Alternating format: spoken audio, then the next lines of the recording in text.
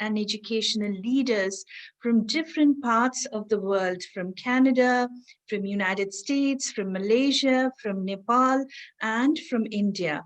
Our first speaker in this series is Dr. Henry Giroux. I can see he's already in the meeting room. Many of you, I'm sure all of you in this meeting room know very well about Dr. Giroux's work. He is the distinguished speaker and distinguished professor and public intellectual. Currently holds his professorship at McMaster University, Chair for Scholarship in the Public Interest in English and Cultural Studies Department, and Paulo Freire Distinguished Scholar Professorship in Critical Pedagogy. In 2002, he was named as one of the top 50 educational thinkers of the modern period in 50 Modern Thinkers on Education from Piaget to the Present as part of Routledge's Key Guides publication series. He was named by the Toronto Star as one of the 12 Canadians changing the way we think. He's a frequent contributor to online sources such as Truthout, Counterpunch, Salon, and has published in a number of academic journals and over 500 scholarly articles.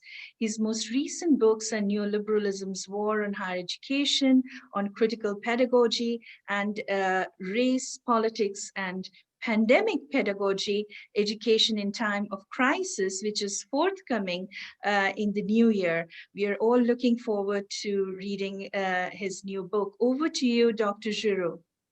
Thank you very much. Thank you so much for inviting me. I'm certainly honored to be here with such a distinguished group of educators. And I'm particularly grateful for being able to wish my friend Noam Chomsky a happy birthday, given the contributions that he made. And I'm going to start my talk by, first of all, celebrating Noam in a way, and then I'm going to talk about something a little more different. I'm going to talk about the centrality of politics to education and how crucial I think that is. Throughout his entire life, Noam Chomsky has used his knowledge, skills, and stature as a public intellectual to advocate for radical change in societies that have not lived up basically to the ideals of a meaningful democracy. He's made it clear that intellectuals, artists, educators, administrators, and other cultural workers have a responsibility to use education to address grave social problems such as the threat of nuclear war, environmental degradation, and of course, the sharp deterioration of democracy itself. His academic work and public interventions have become a model for enriching public life and addressing staggering forms of economic inequality, needless wars, and class and racial injustices. He's worked tirelessly to inspire individuals and social movements to unleash the energy, the insights, and the passion necessary to keep alive the spirit and the promises and ideals of what we might call a radical democracy. He models his own work on the responsibility of intellectuals by drawing from a wide variety of disciplinary fields. And in doing so, he embraces a notion of education that turns intellectual and cultural workers into border crossers and refiners of the moral imagination. This talk is dedicated to his courage and his relentless spirit of resistance. Across the globe, democratic institutions such as the independent media, schools, the legal system, certain financial institutions, and higher education are under siege. Education has increasingly become a tool of domination as right-wing pedagogical apparatuses controlled by the entrepreneurs of hate attack workers, the poor, people of color, refugees, immigrants from the South, and others considered disposable. In the midst of an era when an older social order is crumbling and the new one is struggling to define itself, there emerges a time of confusion, danger, and moments of great restlessness. The present moment is once again at an historical conjuncture in which the forces of domination and the forces of democracy and authoritarianism are sort of vying for shaping a future that appears to be either an unthinkable nightmare or a realizable dream. It's hard to imagine a more urgent moment for taking seriously the call to make education central to politics. The rule of authoritarianism is imposed less and less by military coups than it is through elections subverted by the force of oppressive forms of education that extend, of course, from schools to social media and other cultural apparatuses. The educational force of the cultural sphere is now amplified by the merging of power and new instruments of culture that have produced powerful sites of struggle in an attempt to basically normalize and legitimate dominant ideas, values, and social relations. Making education central to politics means, whether we're talking about public education, higher education, or in the larger cultural sphere, it seems to me what it means is working to create those formative cultures in the service of democratic modes of agency, desire, and identities. If education is going to work in the service of democracy, it needs a new vision and a language in which the call for real change resonates with the concrete needs, desires, values, and modes of identification that working class people of every stripe can understand and relate to critically.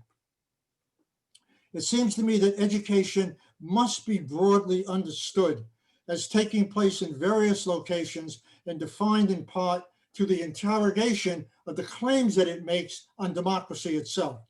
As Ariel Dorfman argues, it's time to create the cultural institutions and pedagogical conditions in multiple sites, extending from higher education and the mainstream press to the online digital world in order to unleash, as he says, the courage, the energy, the joy, and yes, the compassion with which rebellious millions can defy fear and keep hope alive in these traumatic times. Pierre Bourdieu has argued that important forms of domination are not only economic, but also intellectual and pedagogical, and lie on the side of belief and persuasion, making it all the more important to recognize that intellectuals bear an enormous responsibility for challenging various forms of domination. I mean, this raises a very interesting question about the role of academics, not just administrators, in basically linking their work to important social problems so that the university can be seen as a place that can defend not only the conditions of their own labor, but their relevance to society in general. In a time when truth has become,